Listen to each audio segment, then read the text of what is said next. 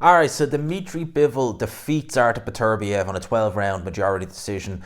114, 114, 116, 112, and 115, 113. It was close. I mean, you couldn't. 116, 112 is as wide as you can go for either guy. I felt this was a better fight than the first fight. I really did. I am perfectly happy to see a trilogy. I'd love to see one. This was an entertaining fight throughout. I thought Dmitry Bivol started the fight very well. He was counter-punching very, very well. His jab was very fast, very snappy.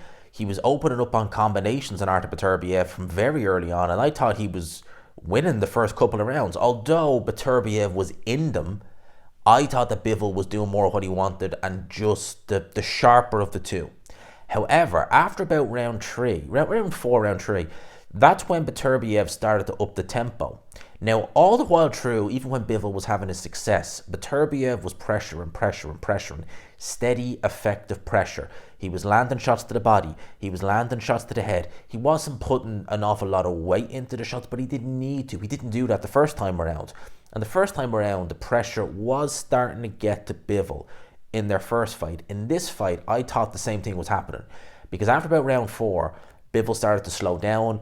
The snap was going from his punches. You could see after one of the rounds, I think it was round six, as soon as the round ended, he just did a big kind of puff, as if to, not a tiring puff, as if to say, what do I do here? He just seemed lacking. He was relentless, was Beterbiev. He was still landing big shots. He was just doing more than he wanted. And Bivol, although his footwork was still good, he was still doing well moving. He was doing good at, making Beterbiev miss a lot of shots. He wasn't doing as much. He wasn't doing enough. And I suspected that maybe Beterbiev, even though he was losing the first couple of rounds, he was making Bivol work at a pace that he didn't really feel comfy with. And he was really taking the air out of the tire, so to speak. Having said that, Bivol, as the rounds progressed, started to come back into it. Round 8 and 9, I thought Bivol came into that round very well, or came into those rounds very well, and then started to take a foothold. Round 10, I thought Beterbiev maybe just nicked that round, but round 11, it was Bivol, and it was Bivol big. One of the best rounds I've ever seen in box.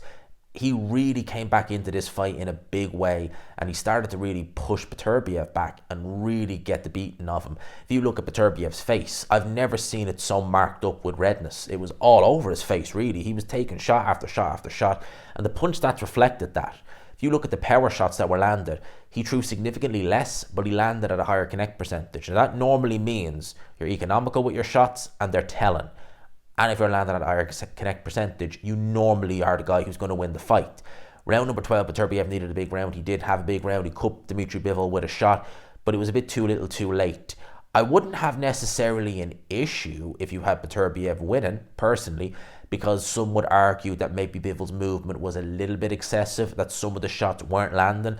But saying that, the AI judge, who had Usyk beating Tyson Fury by a wide margin, he had it 116, 112 for Dmitry Bivol. So I felt he was the correct winner. Again, I don't have much of an issue if you gave it to Beterbiev, but I felt that Bivol was the correct winner.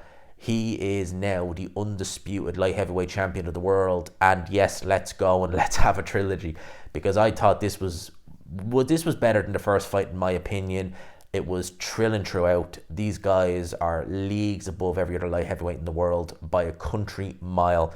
And to be honest with you, I will gladly watch this fight every day of the week and twice on a Sunday, over and over again if I could. It was that flipping good. We had a very good card tonight, and this really was the icing on top of the cake. It was a fantastic fight. The right guy got his hand raised. I have a lot of time for Dmitry Bivol. I picked him to win this fight. I love Artur Beterbiev. He's one of my favourite fighters. It was nice to see Bivol win, because some people felt that he should have won it first time. Well, he's won it now. And let's have a trilogy. Let's bring it on. I thought this fight was epic. So let me know your thoughts in the comments section below. Keep it short and sweet. I want to record a video on Joe Parker versus Martin Bakole.